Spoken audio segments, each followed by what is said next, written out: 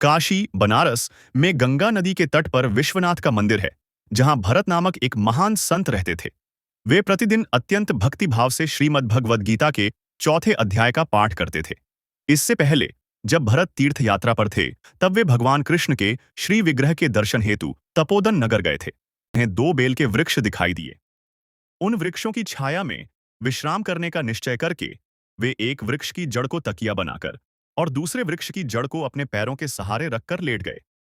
जब भरत वहां से चले गए तो दोनों वृक्ष सूखने लगे। 5-6 दिनों में दोनों वृक्ष पूरी तरह सूख गए और नष्ट हो गए।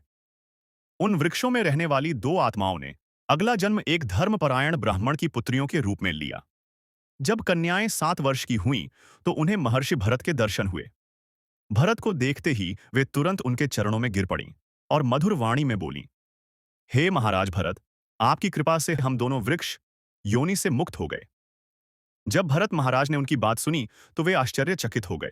उन्होंने उनसे पूछा, मेरी प्रिय पुत्रियों, मैं कब और कहां तुम्हारे संपर्क में आया और तुम्हें वृक्ष योनि से मुक्त किया? उनमें से एक कन्या ने कहा, महाराज, गोदावरी नदी के तट पर एक पवित्र स्थान है, जो चिन्ह पाप के रूप में। उस स्थान पर सच्चरित्र नाम के एक ऋषि रहते थे। वे बहुत बड़ी और कठिन तपस्या कर रहे थे। गर्मी के मौसम में वे अनेक अग्नियों के बीच बैठते थे और ठंड के मौसम में वे ठंडी नदी में खड़े रहते थे।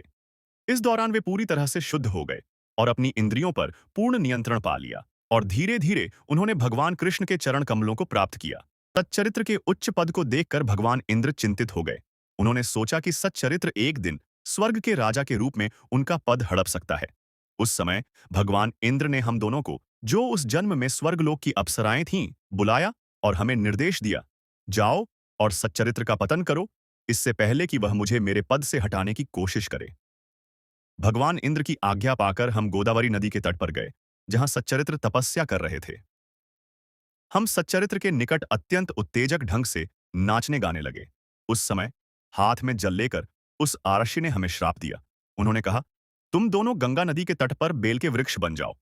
उनका श्राप सुनकर हम उनके चरणों में गिर पड़े, उनसे क्षमा याचना की और समझाया कि हम केवल भगवान इंद्र के सेवक हैं। हमारी विनम्र प्रवृत्ति देखकर ऋषि प्रसन्न हुए और हमें बताया कि जब तक महाराज भरत हमारे संपर्क में नहीं आएंगे, तब तक हम वृक्ष ही रहेंगे। और उन्होंने हमें यह भी आशीर्वाद दिया कि हम अपने पिछले जन्मों को याद रख पाएंगे। मेरे प्रिय महाराज भरत, जब आप तपोवन आए थे, तब आपने विश्राम किया था, जब हम बेल के वृक्षों के रूप में थे। आपने श्रीमद् भगवद गीता के चौथे अध्याय का पाठ किया और उस पाठ को सुनकर हम न केवल उस जीवन रूपी वृक्ष से मुक्त हो गए और भक्त परिवार में जन्म प्राप्त किया, बल्कि इस भौतिक संसार में आनंद लेने की हमारी सारी इच्छा भी समाप्त हो गई। जब उन दोनों कन्याओं ने भरत महाराज को अपना इतिहास सुनाया, तो वे अत्यंत प्रसन्न हुए और अपने आश्रम चले गए।